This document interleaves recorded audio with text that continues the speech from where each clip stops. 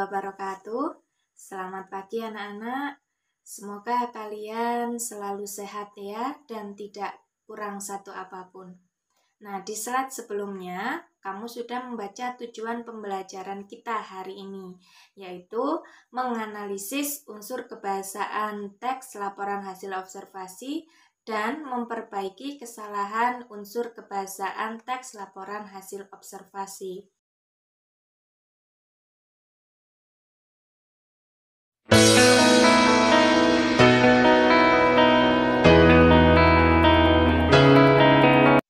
Baik anak-anak, sudah kalian baca ya di slide sebelumnya apa saja sih unsur kebahasaan teks laporan hasil observasi? Nah, sekarang giliran saya untuk menjelaskan dari masing-masing unsur kebahasaan teks laporan hasil observasi. Yang pertama yaitu kata. Nah, anak-anak, kata yang paling sering digunakan atau yang paling dominan di dalam teks laporan hasil observasi yaitu kata benda atau nomina dan kata kerja atau verba. Nah, di samping ya sudah ada contohnya, misalnya ada kata wayang. Nah, wayang itu termasuk nomina atau kata benda. Kemudian ada kata dibuat, itu termasuk kata kerja atau verba. Berikutnya yaitu frasa. Anak-anak, frasa itu merupakan gabungan dari dua kata atau lebih yang membentuk suatu makna. Ya. Kemudian cirinya frasa itu anak-anak, jika gabungan kata itu dipisahkan, maka akan mengubah maknanya. Misal ya, di teks LHO yang sudah pernah kamu baca di pertemuan sebelumnya, di situ ada frasa wayang golek. Nah, wayang golek itu terdiri dari dua kata, ya, wayang dan golek. Nah, sedangkan wayang itu nomina, kata benda. Golek itu juga nomina. Golek berasal dari bahasa Jawa ya, yaitu boneka. Nah, kalau misalnya dua kata ini digabungkan, itu akan menimbulkan atau akan membentuk suatu makna.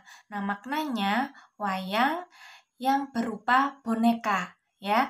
Tapi kalau misalnya wayang dipisahkan dengan kata golek, wayang sendiri, golek sendiri, itu sudah mempengaruhi makna ya. Berikutnya afiksasi. Anak-anak, afiksasi itu proses pembentukan kata yang telah mendapat imbuhan ya. Kata yang mendapat proses pengimbuhan itu dapat berubah jenis. Misalnya dari kata minum, nah semulanya itu kan kata kerja atau verba. Kemudian ada proses afiksasi atau pengimbuhan. Nah, itu berubah menjadi kata benda, kata minuman ya. Nah, karena mendapat imbuhan an. Berikutnya kalimat definisi. Anak-anak, kalimat definisi itu menggunakan verba definitif ya. Berarti tujuannya untuk menjelaskan suatu objek. Nah, karena ini teks LHO berarti mendefinisikan objek yang diobservasi. Nah, contohnya di samping ada pendefinisian mengenai wayang suket ya, bisa kamu baca sendiri. Kita lanjut berikutnya, yaitu kalimat deskripsi. Nah, kalimat deskripsi di sini merupakan kalimat yang di dalamnya berisi gambaran suatu objek yang dijelaskan secara rinci. Seolah-olah pembaca atau pendengar itu bisa melihat objek yang dideskripsikan ya melalui kalimat deskripsi. Di samping sudah ada contohnya ya anak-anak ya, bisa kamu baca sendiri. Nah, ini mendeskripsikan mengenai wayang terbuat dari kulit kerbau. Berarti mendeskripsikan tentang wayang kulit. Nah, di situ di contoh kalimat deskripsinya, di situ sudah ada ya gambaran fisiknya. Kemudian bentuknya bagaimana ya. Berikutnya, kalimat simpleks. Anak-anak perlu diingat ya, kalimat simpleks itu juga disebut dengan kalimat tunggal. Nah, kalimat simpleks itu merupakan kalimat yang terdiri dari satu klausa saja. Maksudnya, bagian kalimat yang memiliki subjek dan predikat. Nah, kemudian ciri-ciri kalimat simpleks itu bisa kamu lihat ya di samping. Nah, terdiri dari satu klausa lengkap ya, tadi subjek, predikat. Nah, kemudian struktur kalimatnya sederhana, tidak menggunakan konjungsi atau kata penghubung, dan memiliki satu kejadian atau peristiwa. Nah, contohnya bisa kamu lihat ya, saya makan buah apel. Nah, saya di situ menduduki sebagai subjek, kemudian makan menduduki sebagai predikat, buah apel itu menduduki sebagai objek. Nah, jadi struktur kalimatnya itu sederhana. Ingat ya, terdiri dari satu unsur kalimat saja. Berikutnya, kalimat kompleks. Nah, kalimat kompleks yang sering kamu dengar itu adalah kalimat majemuk. Nah, di teks LHO ini anak-anak, teksnya juga banyak menggunakan kalimat kompleks ya atau kalimat majemuk. Nah, kalimat majemuk ini terdiri dari dua. Yang pertama, kalimat majemuk setara. Yang kedua, kalimat majemuk bertingkat. Kalimat majemuk setara ya, itu terdiri dari dua klausa atau lebih yang memiliki hubungan setara dalam satu kalimat. Nah, anak-anak ingat ya bahwa kalimat majemuk setara itu ditandai dengan konjungsi koordinatif. Misalnya ada konjungsi dan, kemudian konjungsi tetapi, atau. Nah, tapi konjungsi ini juga bisa diganti dengan konjungsi yang lain. Misalnya serta.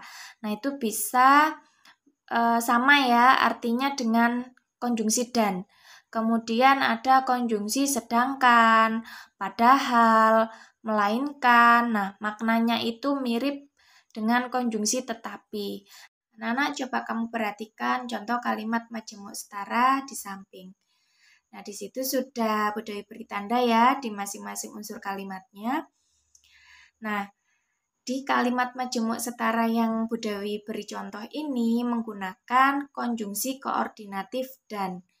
Mengapa sih kalimat majemuk ini sebagai kalimat majemuk setara?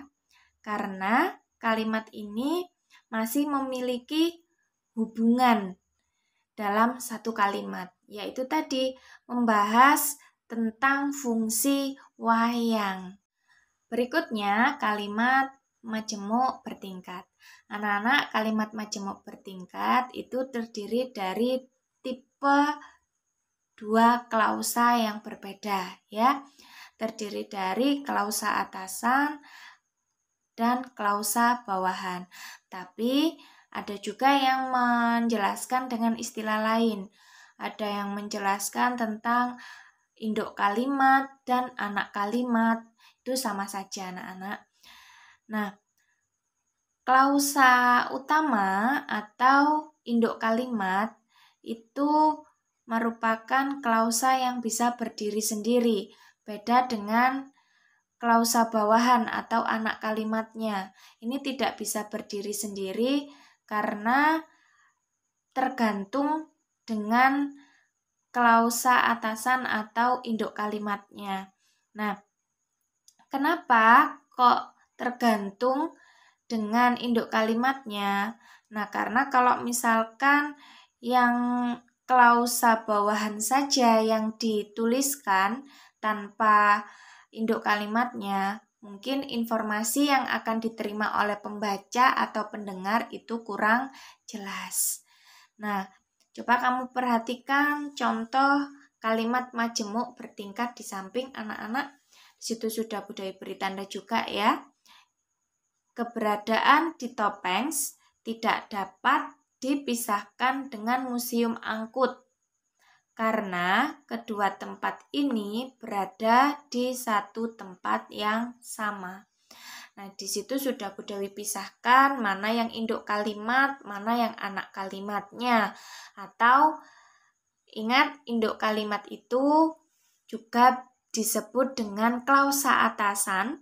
Kalau anak kalimat juga bisa disebut dengan klausa bawahan. Nah, kalau semisal yang Bu Dewi beri tanda garis hitam itu yang hanya ditulis, berarti kalimatnya begini. Karena kedua tempat itu berada di satu tempat yang sama. Kan kurang jelas informasinya. Nah, jadi kalimat ini tergantung dengan kalimat sebelumnya, yaitu keberadaan di Topeng tidak dapat dipisahkan dengan Museum Angkut.